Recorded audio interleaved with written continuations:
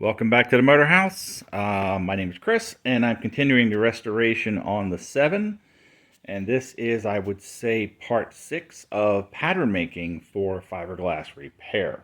And if you haven't been here previously, you can go back and check the episodes I've already done. And I have a very bad right-hand rear fender. Then I need to make a pattern buck off the left, and then replicate it, reverse to say mirror image on the right. So you can check out the previous episodes to see how all that's being done.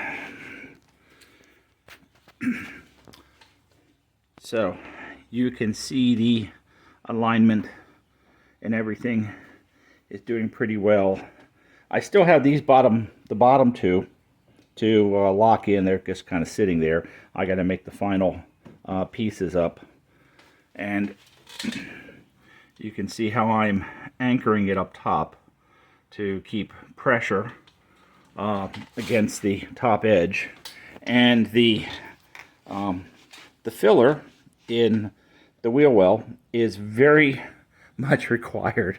It's very important. I guess a better way to say it. It's very important, because the weight of this, although it's really not that heavy, but in general, the weight on the fiberglass, which isn't on the 7, it's not strong. Even the aluminum 7s, the metal's not that strong.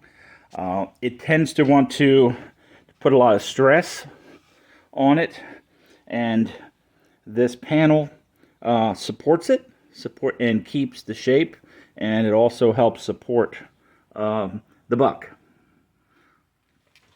So just to go over that, so I'm down to these bottom two, which are level. They are put in level, and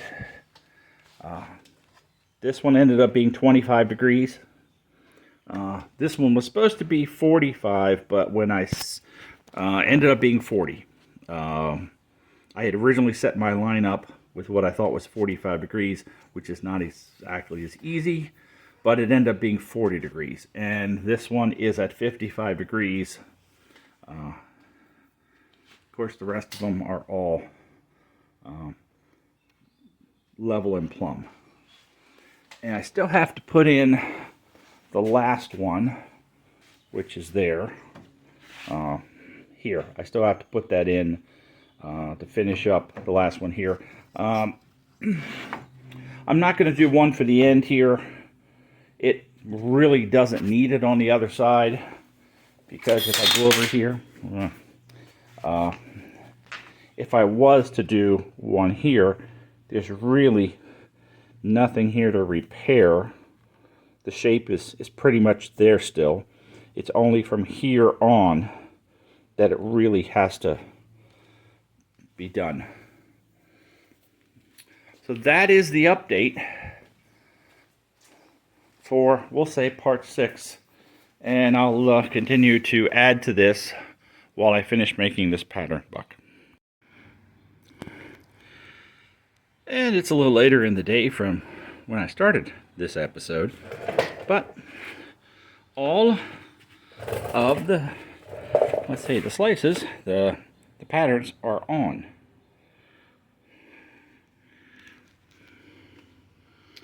So that is, see, we'll say the complete left side. And I have done this in a way that here, if I unbolt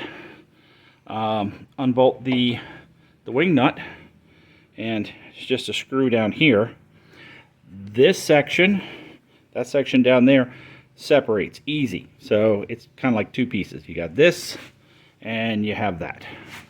So it can, so if you only need to really work on this side, you can do that, and you can work on that side.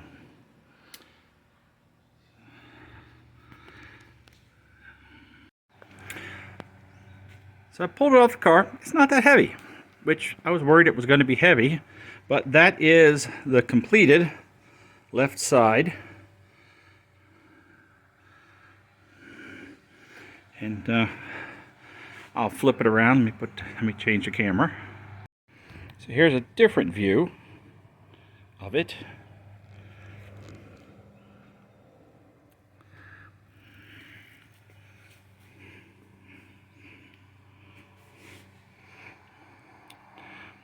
You can see the hooks where I attach it.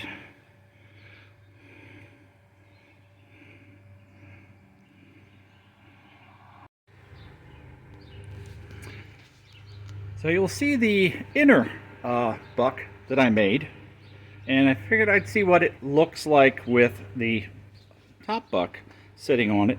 Now it's difficult to get it to balance on those sticks because some things want to go in between the sticks, and there should be the thickness of the fiberglass in between all of it for to really get an idea of it sitting correctly. But that is a good idea of what it turns out to be when you have the inside and outside.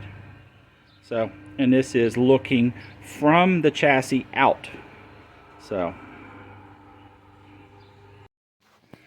I might have already mentioned this, I guess, in a previous episode, is that to assemble the right side buck, because I got the left done, which is wonderful, with the top here being so far out, and I thought about making a wooden replica of what it should be, and then try to key off of that.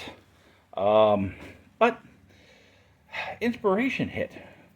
So, over to the left side buck. I made all of the additional patterns, the right side pattern, this is the left side.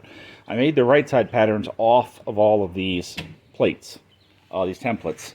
And then after assembling this part on the car, I drilled this all thread all the way through. So, if I take each one of these plates off and then match them to the plates, I can then drill that 1/4 inch locating hole down through, and then that gives me the alignment that I already have established over here. So then I just have to work out the spacer blocks. I started with some plywood on hand that's a little thinner. It's like 3/8, where the rest of this is 1/2 inch. So the spacer blocks right in here are going to be just a little different. But that will give me the locating of all this to assemble the right.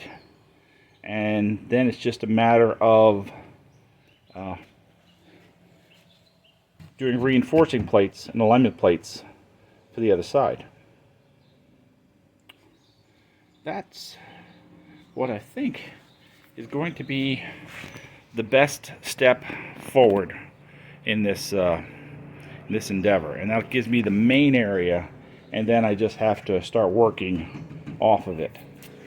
So that's where I'm going to end this episode, and I will continue on. I hope this is interesting to somebody. There's only a few likes that happen, so I do hope this is interesting to people as I learn as I go. All right, thanks for watching, and I hope your restorations and work go well.